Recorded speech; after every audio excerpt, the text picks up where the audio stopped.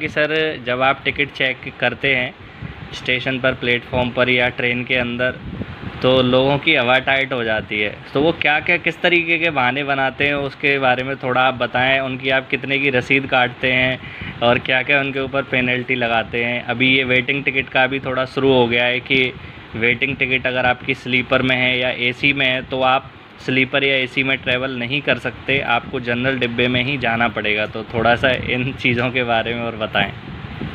देखिए, ये बात बिल्कुल सही है कि अगर आपके पास वेटिंग का टिकट है तो आप रिजर्व कोच में अलाउड नहीं होते। वेटिंग के टिकट के साथ रिजर्व कोच में यात्रा नहीं कर सकते। और रही बात बहाने की, तो बहाने तो बहुत सुनने को मिलते हैं, पर समझ में आता है कि इसका बहाना जेन्युइन है कि नहीं जेन्युइन है।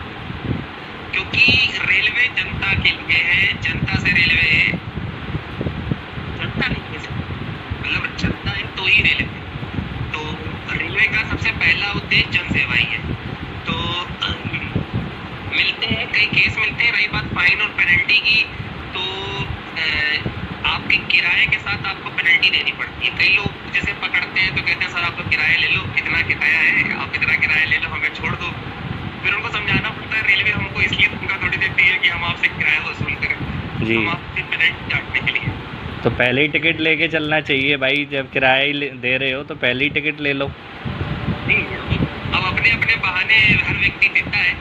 और कई लोग, जैसे आपको बताऊं, कई लोग है ना मोबाइल में यूटीएस का टिकट दिखाते हैं। तो मैंने कई बार ऐसे लोगों को पकड़ा है कि एक बंदा बगल में ही खड़ा है, वो मेरे को वो टिकट दिखा रहा है, वो बगल वाला व्यक्ति उसी टिकट को मेरे को मोबाइल में दिखा रहा है।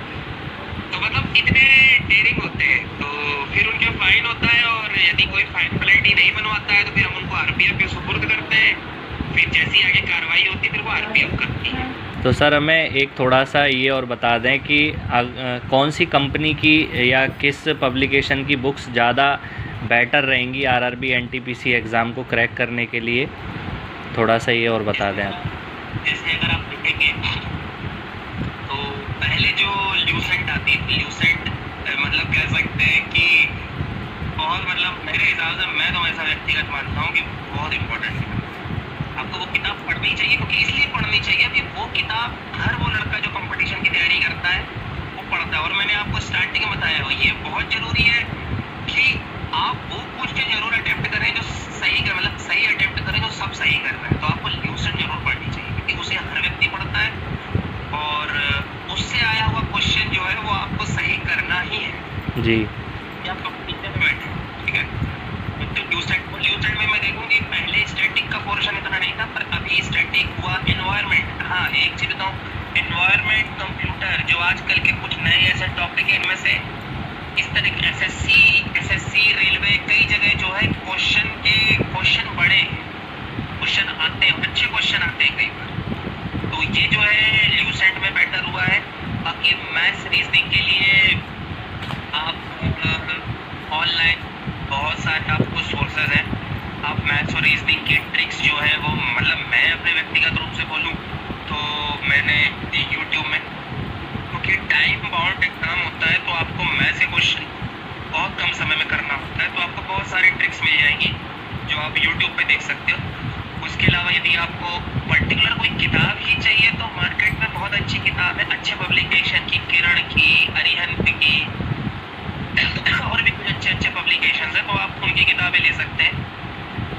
रीजनिंग के लिए मैं कहूँगा कि रीजनिंग तो आप जो है मतलब ऑनलाइन सोर्सेज से ही करिए। जी, ऑनलाइन सोर्सेज से इसलिए क्योंकि रीजनिंग करने के लिए आपको हर व्यक्ति की अपनी अपनी अप्रोच होती है।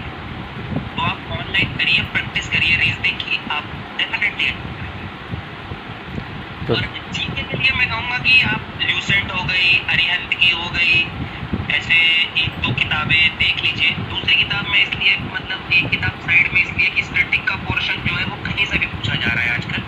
तो यदि आप स्टैटिक का पोर्शन जो है किसी एक और किताब से कर लेंगे तो वो चीज़ की, मतलब जो सबको आता है वो आपने कर लिया, पर वो चीज़ एक एक्स्ट्रा रहेगी जो आपको आता है, जो आपका सिलेक्शन कराएगा, जो आपको फाइनल लिस्ट में नाम दिलवाएगा कि हाँ आप सेलेक्ट हो रहे हैं। तो वो चीज़ इसलिए, मतलब आपको ये नहीं कि जैसे आपने हिस्ट्री उससे पढ़ ली तो आप इससे भी हिस्ट्री पढ़ लो। जी, जी, पहले आप एक किताब कंप्लीट करिए पूरी, फिर